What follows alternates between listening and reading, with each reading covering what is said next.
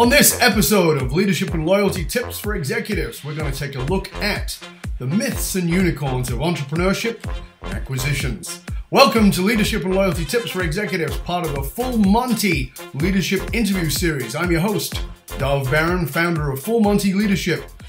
If you're a new viewer, a new listener, I want to thank you for joining us. Strap yourself in, we're about to go full Monty.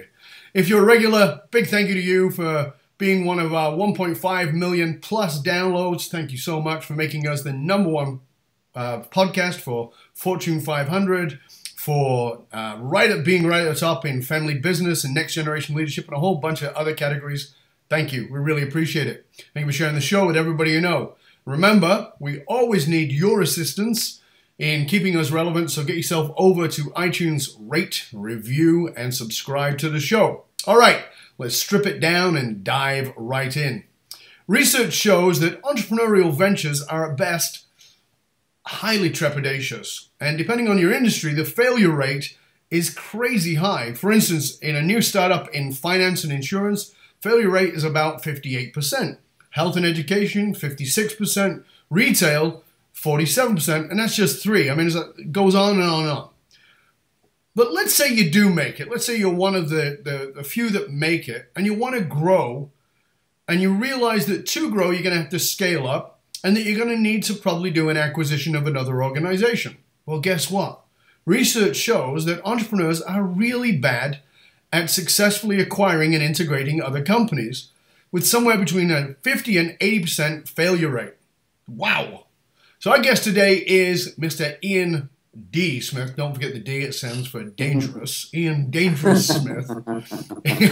Ian founded the Portfolio Partnership in 2009 to assist private company owners scale their businesses to ensure the company is saleable during the next 1 to 5 years. TPP executes operational actions to make businesses bigger and more profitable, to scale up quicker in order to dominate a particular sector. Prior to TPP, Ian has had all kinds of experiences. He's built previous companies in publishing, investment banking, software in both Europe and in the United States. So he's got a particular unique set of skills. Ian has published 7 books, around 500 blog posts. Guy's got nothing to do, clearly. And his latest book, The Acquirer's Playbook, addresses the huge gap in the marketplace and details a process map for successful acquisitions. So please welcome fellow Brit, Ian Smith. Woo! Oh. Crowd goes wild. Welcome, Ian. Welcome. Welcome. Thank you. What a great introduction. Fantastic. Good to have you here, mate. Work out our accent later. Yeah, well, you practice whatever mine is and I'll practice whatever yours is. And we'll both be a bit muddled. You know, obviously we're going to talk about entrepreneurship, but we're going to talk about acquisitions. But for me, as we record this right now, and we don't know the results, but as we record this right now, and by the time it comes out, you, the listener, the viewer, will know the results. But as we record this right now, there is a great example of an acquisition and a merger, and the potential for that merger to fall apart. Probably the biggest one that we know of, and that was the acquisition of Great Britain into the EU, into the European Union, and now the debate for the British people of Brexit, which means for Britain to exit that. What's your thoughts on that? I mean, because for me, that looks like a great metaphor for what you speak about regarding that subject. Yeah, I mean, I think that there is a big parallel here in the sense that with business decisions, acquisitions being one of the more precarious and difficult ones to get right, I think what we do like a gene sometimes in our little sort of, biological bodies, and that is the ability to look at post-acquisition, what's going to happen next. Right. So, you can put parallels with war, parallels with acquisitions, and parallels with exiting from Europe. The consequences seem awfully clear to me, as in bad consequences for leaving Europe, and the consequences for staying in seem almost anemic. I mean, in terms of I don't see the big benefit for leaving Europe. I just don't get it, and yet you wonder sometimes whether things are too dangerous for the public to actually vote on. I mean, it's a crazy simple yes or no, and the polls are neck and I don't know where we are now, but the polls were absolutely neck and neck. Yeah, exactly. Most business people see it as a bad news. It's ironic as well because, and again, there's a parallel with acquisitions. Never let your previous deal experience, get in the way of another good deal. I mean, just because you've done lots of deals, it doesn't really mean that much. If you look at Scotland, it's apparently the most pro-European part of the UK, yet we're just voting to leave the UK. So how does that work? Exactly. So I do worry about people's logic and common sense. But look, I'm no politician. You can only hope that people make the right decision. At this time of the world economy, and we'll talk about this later, the last thing you want to be doing is going off on your own. Absolutely. I think now is a time for collaboration, joint ventures, maybe acquisition, trade agreements. Get friendly with people. I mean, it's why there's so many parts to that equation we'll discuss under the kind of unicorn umbrella. Yeah, absolutely. I think you're right. I mean, for me, when I was preparing for this show and I was thinking about what was going on, I thought this is a great example of it because people are not. They don't think about these things. I mean, the acquisition of a company is like, oh, we're going to get this. They don't think about the merging of cultures. So here with the European Union, the cultural merger, and it was a company. Very often, in my experience, at least in my consulting, what I do is very often the what brings the acquisition down is a cultural clash. Right, and what that is a subset of that I tried to get that point across in my little book from last year was that if you think about the key driver for success in acquisitions, it's really one word, and that is integration. Right. And so if you really understand what that means, it means that you have to factor integration thinking much earlier on page 1. And people are thinking about it on page 15. Well, it's too late to think about integration on page 15. And really, when you look at that, you say, well, Ian, what do you mean by thinking about it earlier? Well, as soon as you walk out the strategy box, because it's only an execution of a strategy, it's not a strategy in itself, it's only an execution. So when you step out that strategy box and say, I'm really, really keen to buy online educational companies, or whatever that may be, you need to think, yeah, but Dove and his family and his 400 employees, would that work culturally? Could I integrate that into my company? You should be thinking that as you list your priority targets. In other words, it informs the list of targets before you even meet them. Right. And people just don't get that. They're thinking, before I appoint Grant Thornton or PwC to do my due diligence on the books of account, I must have a little think about how I'd actually run this business. Well, sunshine, you're too late. Exactly. It's like, it doesn't work. It's very interesting this cultural piece because again, when I look at this situation with Britain and Europe, and a lot of the argument for out is a cultural argument. Yeah. Right. Yeah, and yeah. Oh, it really is, and it's about misunderstanding that sometimes. So if you take Daimler Chrysler. Two very proud companies, one German, one American. Right. 13 billion of synergies identified prior to the merger. Not a penny realized in practice because you'd have to have merged the R&D, merged the accounting, merged all sorts of other departments. Ain't going to happen. Right. And the Germans are going, you go first. No, you go first. No, we insist. So, and you'd have thought that through, right? Like earlier on, before it became a deal. So, I think that on the other hand, cultures can be identified as complementary much earlier because websites these days are a great way of seeing someone's culture. The voice of a website actually tells you a lot about the culture. Do you think that people know that? Do you think that companies actually realize that that they are that they're actually telling you their culture through the website? Well, I tell you what they don't realize. I think the people who produce their website, more so than ever now, because it's so easy to bring one up that's better than ever before. They certainly, I'm involved as part of my work, helping scale businesses, storytelling. So we go to often it's the easy. I mean, it's a bit of a shame for the client because it's an easy softball for me to go after. You know, let's look at your website. It's like, really? Okay. Well, how about trying again? So the website is a bad storyteller often, and I've brought that out in a few blog posts. But the thing about the culture with acquisitions is that when websites are badly written, it does actually tell you a lot about the culture, what's important to them. And so I think acquirers, there's so many soft skills with acquisitions that lead to really hard-nosed qualification of why it would work or not. And people are kind of missing that connection. They're missing the empathy, the soft skills that, look, at the end of the day, the most important thing you're buying with a company is people. Yes. You know, people say, oh, it's like buying a house. I say, yeah, it's like buying a house as long as you buy the family inside it. Right. You know, that's how the, you know. So I think that one of the things that drives me is to try and talk as much as possible about why we should be better at doing acquisitions, including private companies doing acquisitions. Because as you indicated quite nicely, track record isn't good. No. Just as. So let's sort of backtrack a little bit.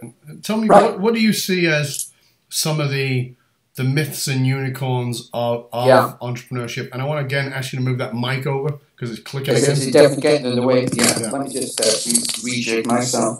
Yes, it's a little bit sharp. That's the problem as well. Let me try that. Okay, let me put that there. Okay, that might be better. Okay, good. Yeah, that's better. Okay, excellent. That's not moving so much. So, I mean, it's amazing to me that people can be in business for years and they miss some of these things.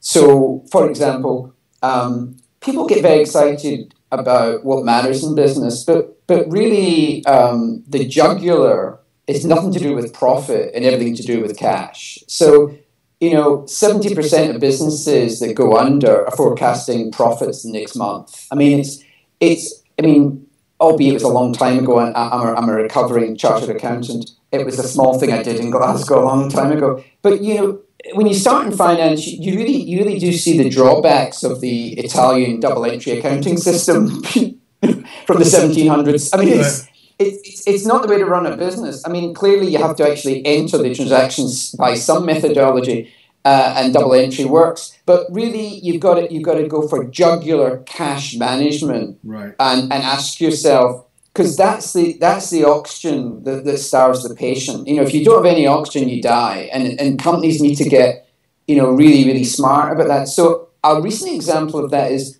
you're seeing a change in the venture capital industry as they look at these loss-making, high burn, meaning burning cash, businesses raising tens and tens and tens of millions of dollars. Well, as one entrepreneur pointed out many years ago, you know, a business that makes losses is called a product.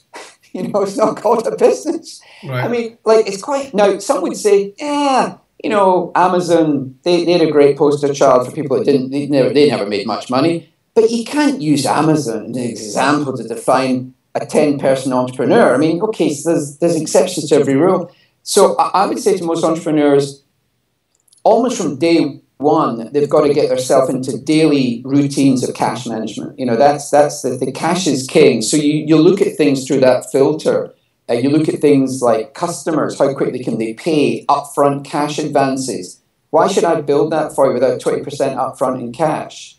Like, people think there's rules. You can legalize anything. You can ask for anything. Oh, 30% upfront. Oh, that's not normal. It is for me. Right. I mean, you know, it's just crazy. So I think cash is a huge one.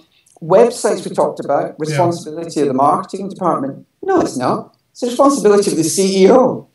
So website. let's just stop there for a minute, because I think Yeah. that for me is a very important piece. Because I do some of the stuff. We don't manage any websites at all, but we do a lot of work around helping people understand that story piece that you're talking about.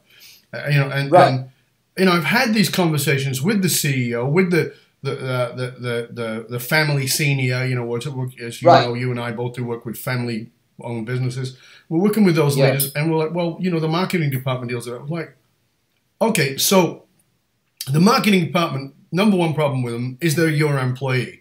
So why is that a problem? Because they're not going to piss you off because they're afraid of getting fired.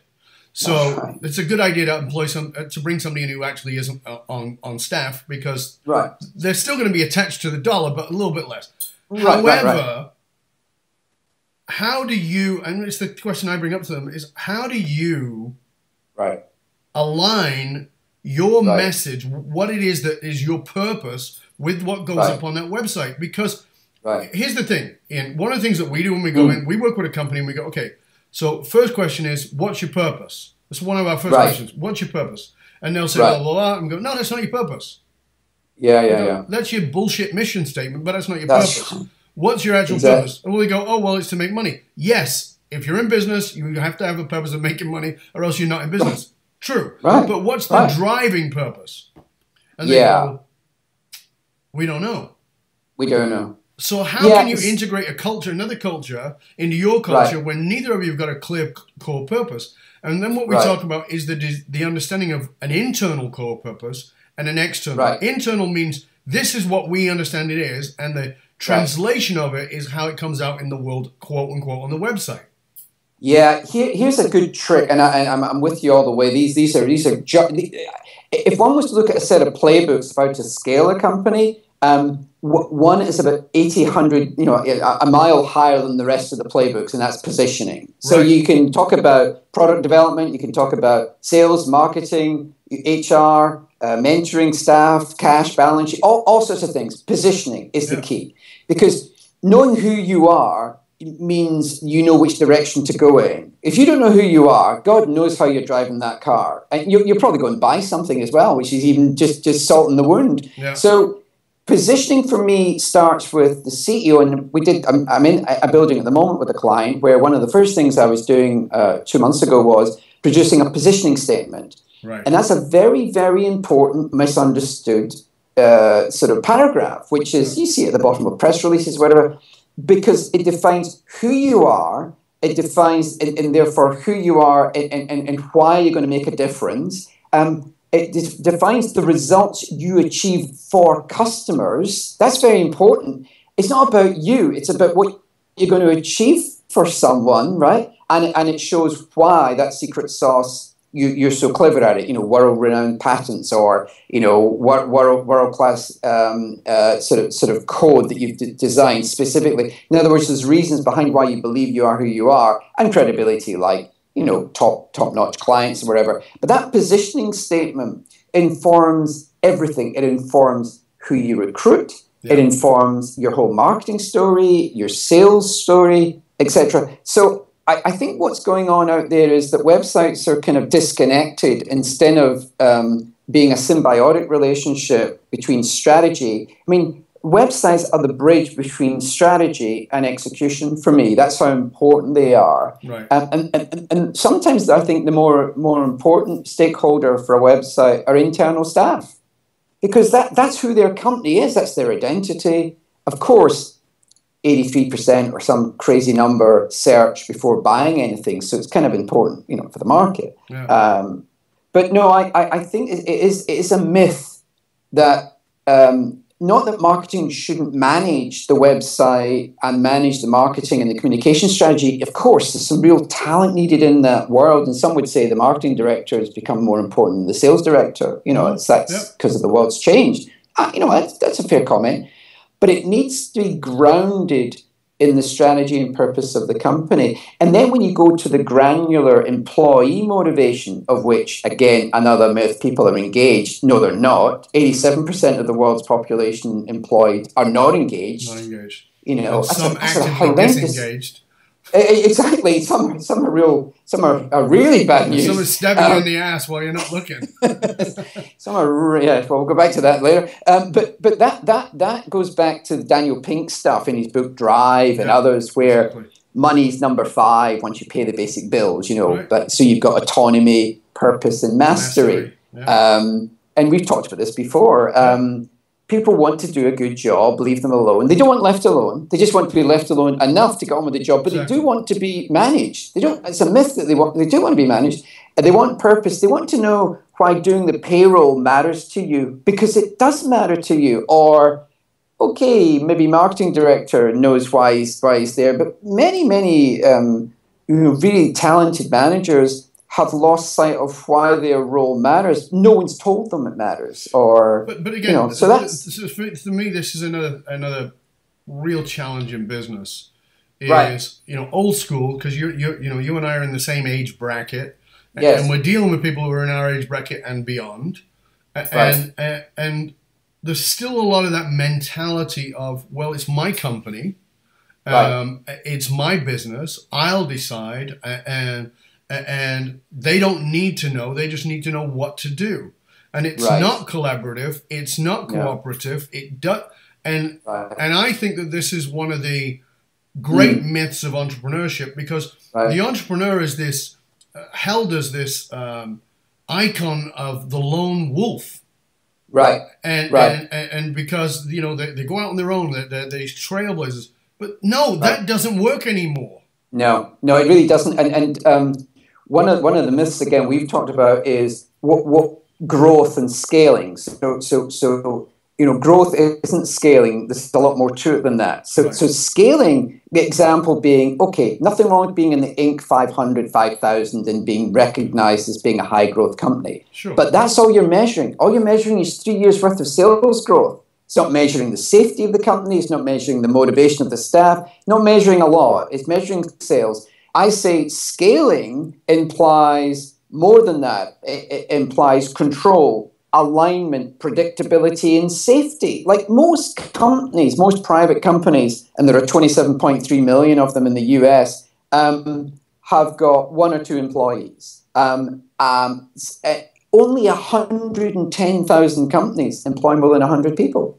So the curve is this long flat tail of sort of a few big companies. The huge hump of people that are running payrolls are lurching from payroll to payroll. It's risky out there, and one of the things that brings safety to the equation is what you alluded to, which is, if you had the chance to run your life again, CEO of insert Salesforce, Google, whatever, they all say the same thing. I wish I'd aligned the team around a cause much earlier, because that's what wins. It's the alignment of the resources. Listen, if a company is dependent on Ian, and Ian's the CEO, you're unsaleable. Dependency is the worst thing in the world. Dependency on me or you. Dependency on a product, dependency on a customer.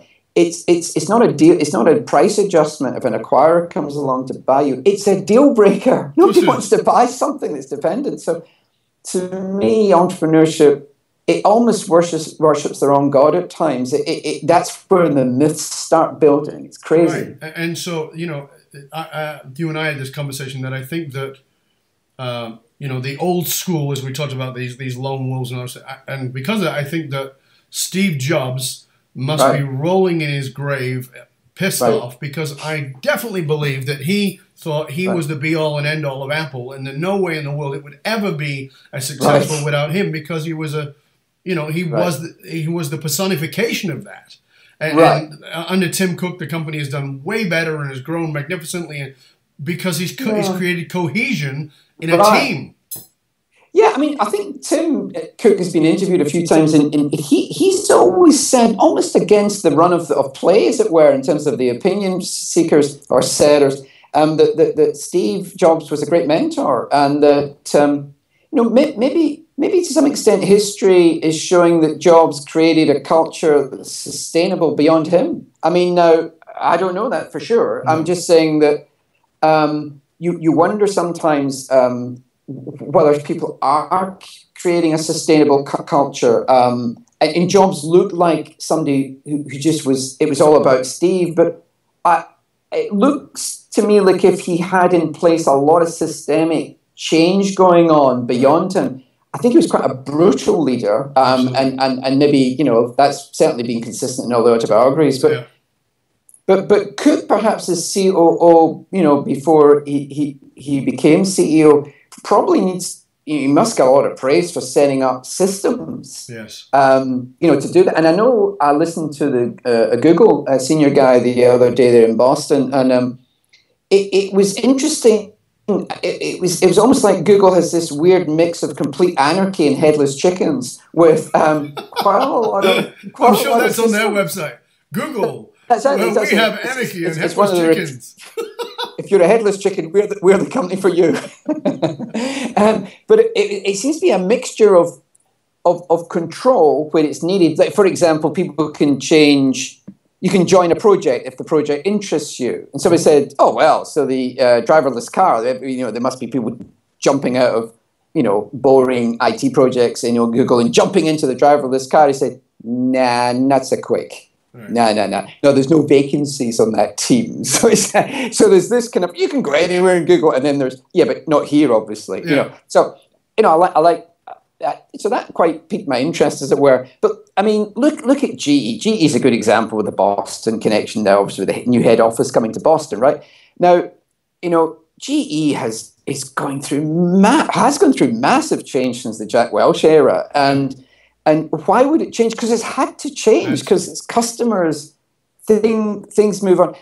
You know, and I think entrepreneurs, Jim Collins said it so well, I don't care whether you got 5 people or 5,000 people, that skill of zooming in and zooming out almost at the same time. Yeah. I'll tell you, change comes hard and it comes fast these days, and you've got to be prepared to just stand back. You know, one of the things I've said a lot on these shows and with clients and such, you know, is adaptability. You've got to have adaptability. And for me, you know, you just mentioned somebody that I now have a lot of respect for, who I immensely disliked as a lead, not as a person because I didn't know him, but leadership style was Jack Welch. I thought it was a horrible, dictatorial, vicious style of leadership. Did it make him successful? Yes, but it was era-based. Yes. It doesn't work anymore. But now, I saw Jack a couple of times speaking at the World Business Conference in New York.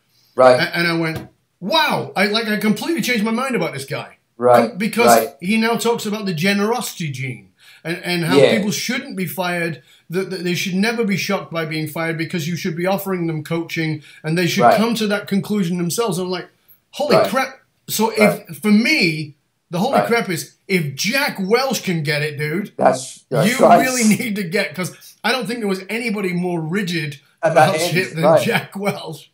Well, it's true, and that you touched on it with culture, but this empathy gene, there was a piece in the Wall Street Journal the other day there, that it's such an underrated skill. I mean, with 2 daughters, you know, I certainly had to learn empathy fairly quickly as they grew up, because there's challenges there with kids of any age. But, you know, and they were great. They are fantastic girls. But empathy in business, empathy with family, there's a lot of skills needed in life.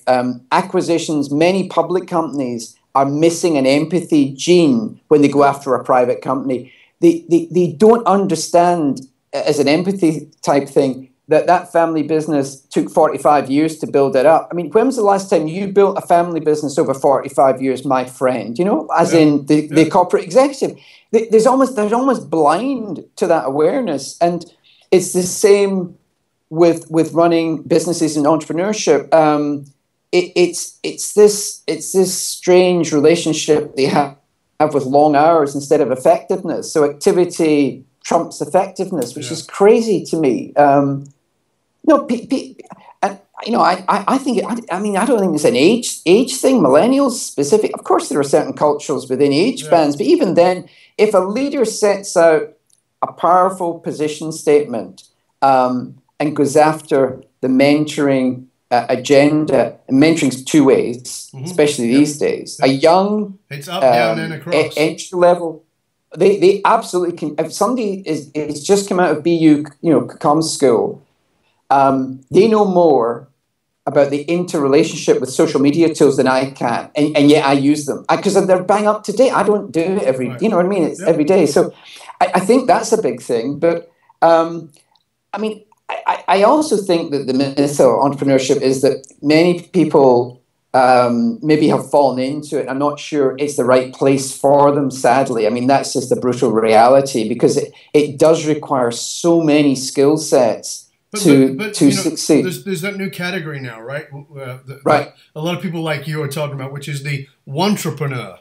Because it's cool to be an entrepreneur now. We've all watched Gary Vee. We've also got Gary Vaynerchuk, and he's the coolest guy in the world. And we want to be Gary Vee. We don't want to be some other guy. We want to be Gary Vee. Well, Gary Vee is an extraordinary individual, and he also has a lot of fucking skills, and he put together a spectacular team, and it's a purpose-driven organization. He's got so many things in place.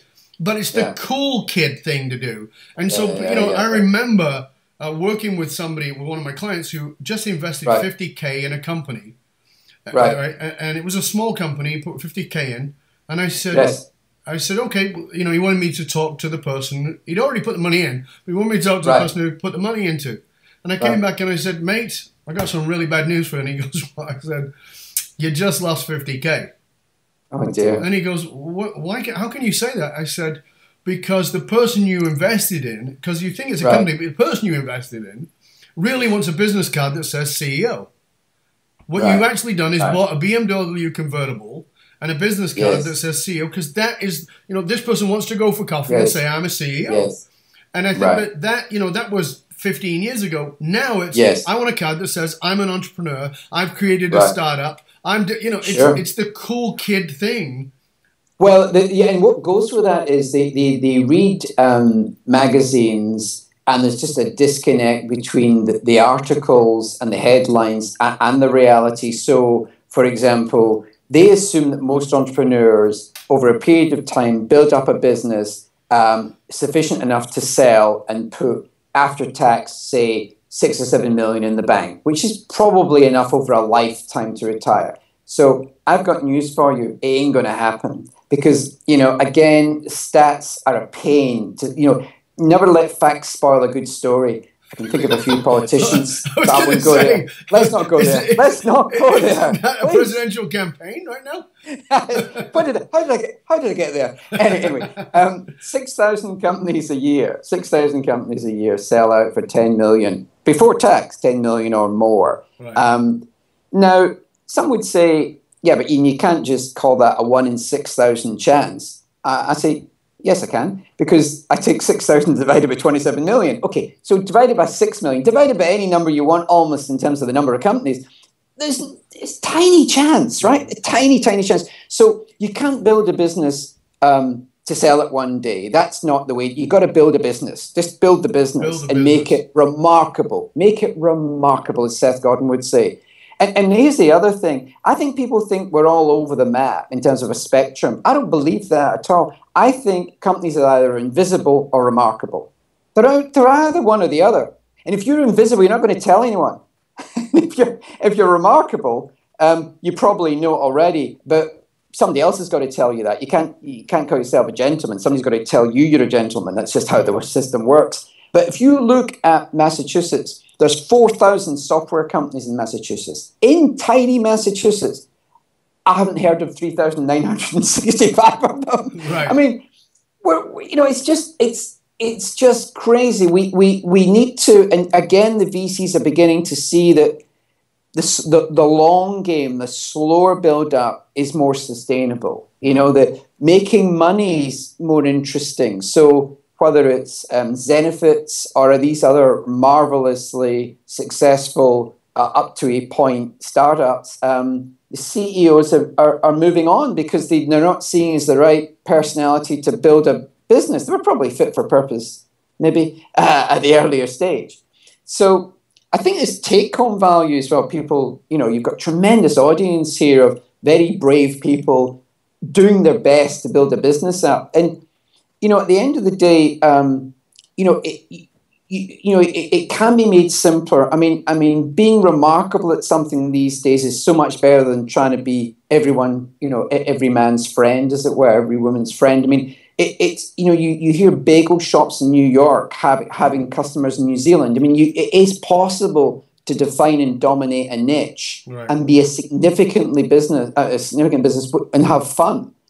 And so I think that people have got to remember having fun and making money are not oxymorons. It's actually the opposite. You actually should be having fun. It's like, and I think people like some of your guests in the past who have been pushed, onto new adventures, have found it very, very much hard work, but so much more satisfying than being inside a corporate situation. And that's something that I would never ever go for it. But I do believe entrepreneurship, it is the way to have fun and make money. But you have to be so sure whether the universe needs you to come and do and fix their problem. Will people pay for it? And I think that's, you're seeing a lot of people following Uber but you have to be awfully careful that you can actually make money out of it and have fun. And so how do you help them, Ian? How do you help them to sort that out? Because, you know as well as I do, every man and his dog has got $1 million idea. That's, right. Now it's $1 billion idea. But, that's right. I've got this $1 billion idea. I'm going to do this. I'm going to build this app. And then Google's going to buy it from me for $50 million. And, there's movies made about it and TV shows made about it. And as you said, it's not even a lottery chance. It's further out than a lottery chance. Yeah. So how do you help them to sort that shit out and go, is this something that's really needed? Because here's the deal, and you know this as well as I do. If you're going to leave a job, a job, just over broke, and you're going to become an entrepreneur, the bottom line is you're going to make way less money and work way more hours. So you better be sure you're doing it for something that, A, you're going to have a good time in, as you said, and B, that's actually going to have a payout at some point in time. Yeah, no, and I think that you've got various stages here in terms of advice. So you've got somebody who's maybe thinking of moving out of the corporate world, and I've got I've got younger friends, older friends, partly through hobbies and stuff. You've got a mixture, partly through business. And here's an example. One very smart guy, early 30s, in an industrial situation, manager's job, pays well, but his heart is in distilleries. He wants to open up. He's done home brewing for years. Really smart guy, and him and his wife are committed to this dream. Well, they're quietly working on the side with everyone's knowledge of that dream, and I put them in touch with local CPAs and stuff like that. I am absolutely convinced they will have their distillery. They will make something happen on that front. But they're doing it smart. They're doing it by staying in a safe place, almost in stealth mode, and it will. I am sure it will come out at the right time. Now, as opposed to throwing yourself out there. I mean, many execs have found a cold world out there when they realize their surname isn't IBM. Right. It's a shocker to them. They've no idea how many benefits are surrounding them, as opposed to actually typing your own emails or, building your own website. But, I think that the key for somebody who is even a few stages ahead of that with 5 or 6 people, the first thing is to realize just how rare you are. Yeah. There's not that many people with that amount of employees. And then it's really to decide, don't go, think of it this way, an inverted pyramid.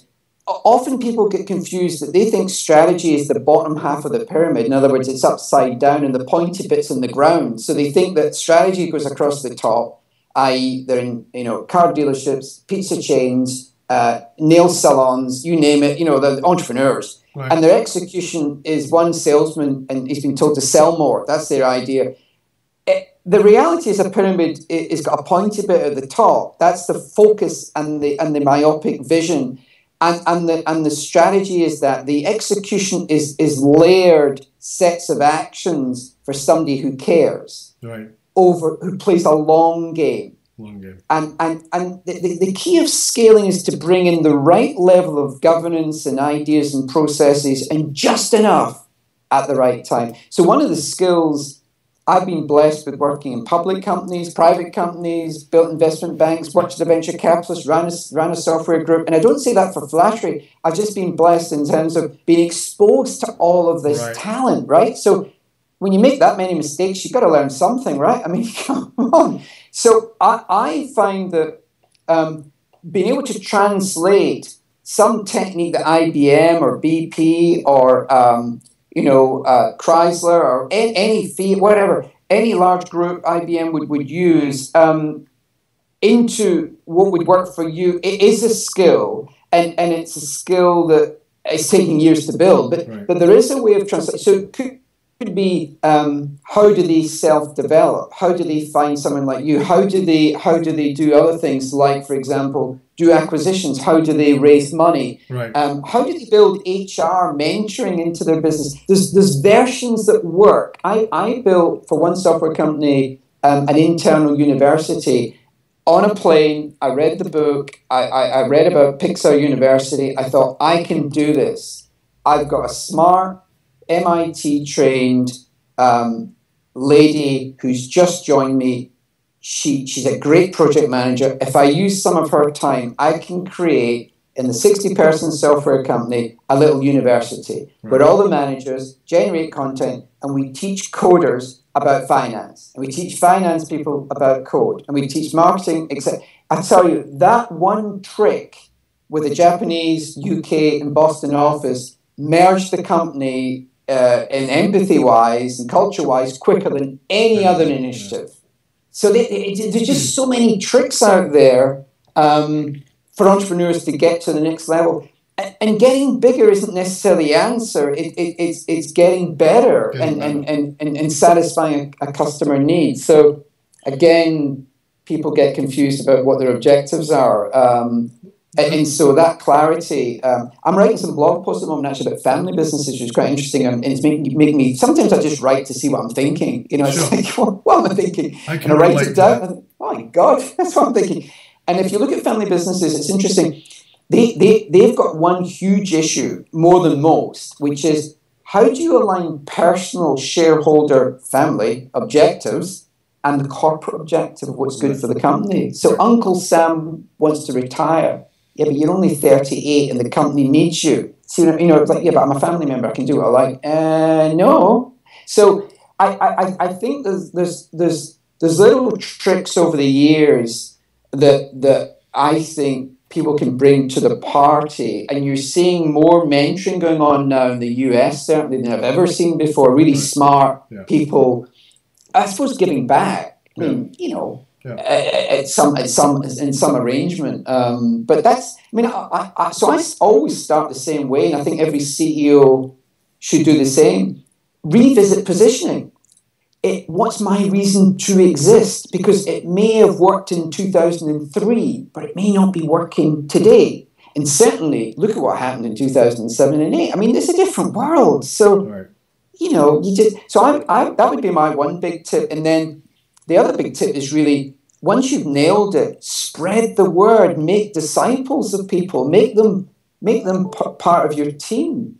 So, let's go to that.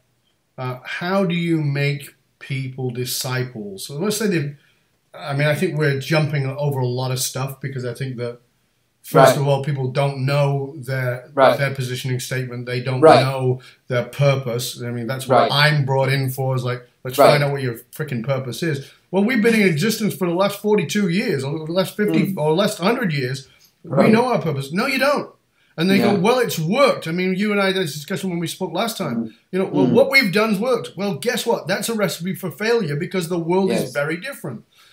So what is your purpose? So I think we're jumping over a lot of that. But let's assume that they've drilled down. They brought me in, and I've helped them develop an internal core purpose. They develop an external purpose. They've worked with you to create this clear positioning statement. We've developed a culture. You and I work with them, develop cultures, how to make that culture work.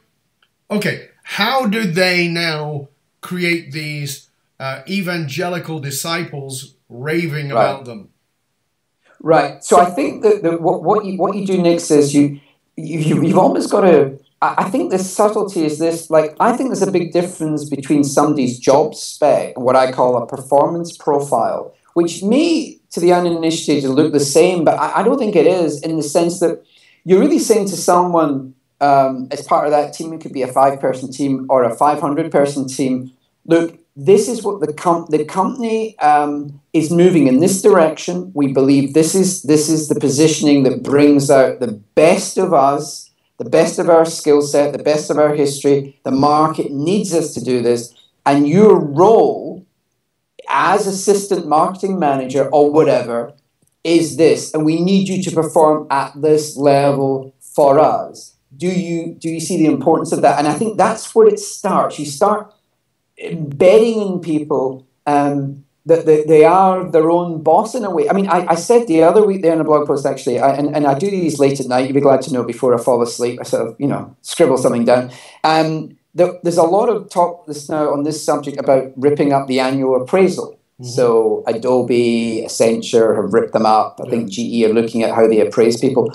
I say to people, look, here's the thing, and it all goes back to this point of positioning and then getting disciples. People don't do enough self-checking. There's a lot more you can do to check your own work before a manager gets anywhere near it. And I think I was lucky in Thomson's, the publishing giant, as a young boy in London, to be taught that by a great mentor. Right. He said, Ian, you can come to me every day of the week with a problem, but you better have a solution wrapped around it. I don't care how bad the solution is, but I want to know you've thought about it. And that, went 26 years of age, was amazing advice. Yeah. Because he said, you know all. And I put that forward all the time. Don't come to me with that. Don't come to me with a problem unless you have some kind of solution. But again, there's a lot of backlash to that, even to that. And I think you're right. I think there's such a desperate need for self-accountability. Exactly. Self-accountability is a good way of putting it. Exactly. Self-accountability requires a level of self-knowledge. And in my work, in the work that we do, which is high-level, it ties into high-level executive emotional intelligence.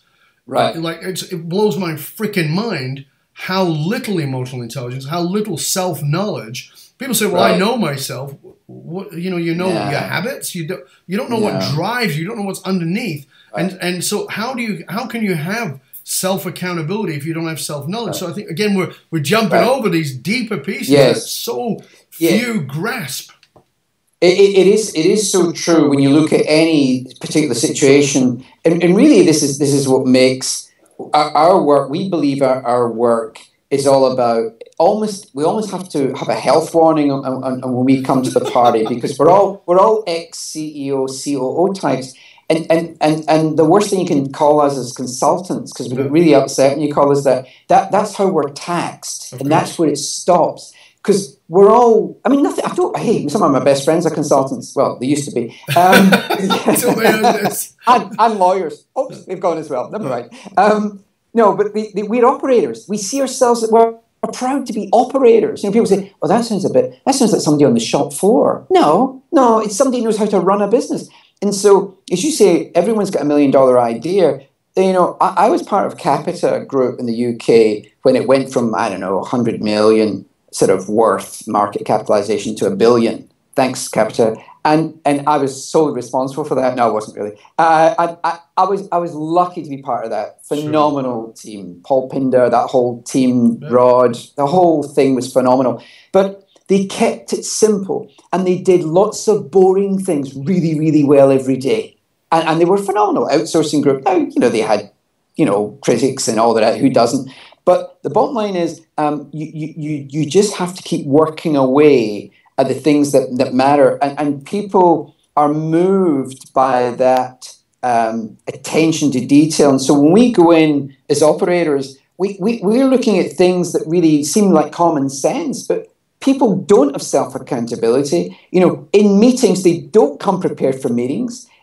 Meetings are defined by the questions you ask. There's most companies, 50% of the meetings, if you write down what's the purpose of this meeting, they couldn't tell you. It's where we turn up every Monday at 9:30. The purpose of the meeting is to have another meeting next week.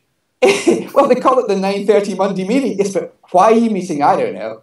Frank's told us to come here every Monday for a year. Fantastic. So I think there's a lot of that goes on, and a lot of tricks that you learn over the years. Some maybe you learn, maybe you had them already in your head. But I say to most entrepreneurs, look, you don't know what you don't know. No. The CEO's job's the loneliest job in the world. It's okay if you've got the oratory skills of an Obama or a Tony Blair at his best, or a Bill Clinton, a mathematical genius of the brilliant mind. You've got the artistic ability of the great Steve Jobs. I mean, all these little things. As long as you've got all of that, you'll be fine.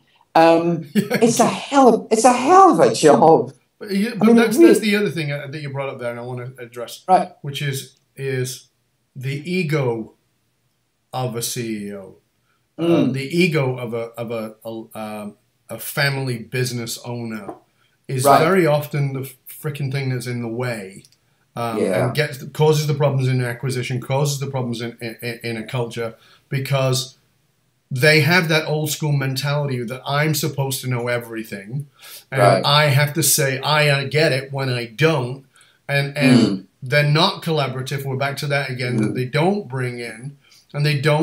The most successful people that I'm dealing with now, I'm researching, and I know you are because we had this conversation. Are the people who are very collaborative, who are openly saying, "Hey, this is my strength, but this is not. I need Ian Smith and his organization to come in. I need Dov Baron and his organization to come in because I get that that's not my strength."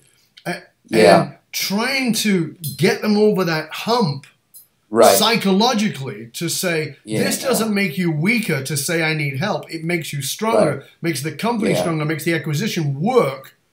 And but I think that, and particularly in family businesses, you and I talked about this, in family businesses, I see present time owners unconsciously, possibly, sabotaging their own organization because they don't trust the one coming in. They don't give them enough support because unconsciously they're so identified with being the leader.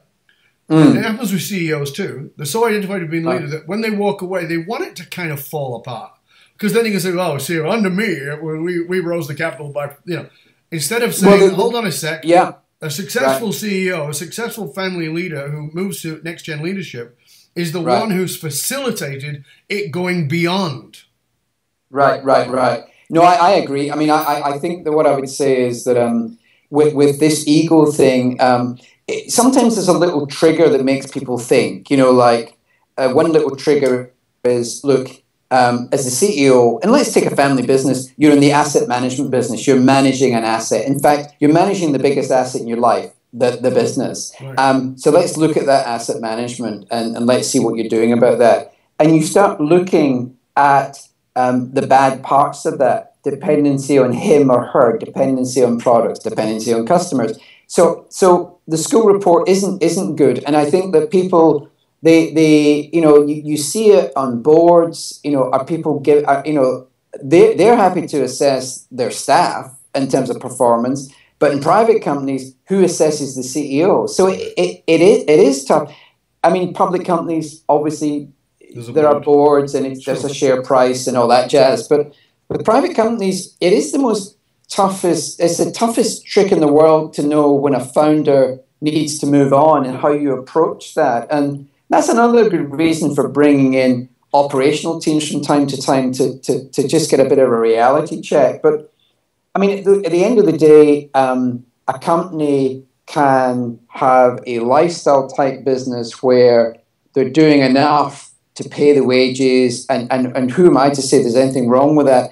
I just think that people don't build long-term safety into their thinking, and it's a shame because there's a point where it's just too late, and there's just a better way. The other thing I would say as well about egos and structures, etc., it becomes pretty obvious to outside candidates why they shouldn't be joining you. I think people forget how transparent that is. Yes. And the talent war is huge out there. I mean, people have got choices. And let's face it, if you look at a talented person in the 20s, 30s, 40s, 50s, or 60s, doesn't really matter. At the end of the day, they know what they are worth, and frankly, the post-tax difference of what they're worth between companies isn't much. There's not that much of a difference. There's exceptions. So, what's your story? Why should I join you? And I think culture and how the CEO behaves and the management team, the story, the marketing, how you handle yourself in the press, the freshness of your products, all of these things attract better and better people. And I think entrepreneurship needs to grab hold of all of that. The CEO's job is simple enough in some ways. It's three things: manage cash, or manage strategy first, manage cash, manage people. I mean, and so many CEOs and leadership teams make themselves busy over here and over there, when in fact, if they could just focus on where they should be going. Obviously, managing the cash can be delegated to some extent with a great team, but the people side as well. There's nothing more motivating for management to spend time with a leader and get it from the horse's mouth. That's just, whatever size of company you are. Now, obviously, it's not as practical in Cisco as it is in, others. But the myths continue to amaze me. People aren't happy at work. America's top of the pile, and we can only claim 71% are pissed off. It's like, it doesn't really. We got to finish. But as we're finishing, sure. I just want to get from you, what's the number one unicorn that you're going to throw under the bus because it's a false myth, and what is the number one tip you want to say to the entrepreneurs who are watching, listening to us today? Right. I think that the unicorn point would be something like this, that, when we're building a business to sell it one day, it's all about size. We think building a business, make it big and sell it, is a myth. Being big enough to attract a buyer is wrong. It's just a myth. No matter how large you become, you will probably fail to sell your business if the business is owner-dependent, relying on a few customers, filled with legacy products, or is showing weak growth prospects. So again, don't get confused with size. It won't serve you well. So that's just an obvious, easy to grasp thing. It's about being remarkable about something. And one day, if you wish, you'll have plenty of people wanting to buy you. Right. So that's just an obvious. You don't have to sell, by the way, if you own the business.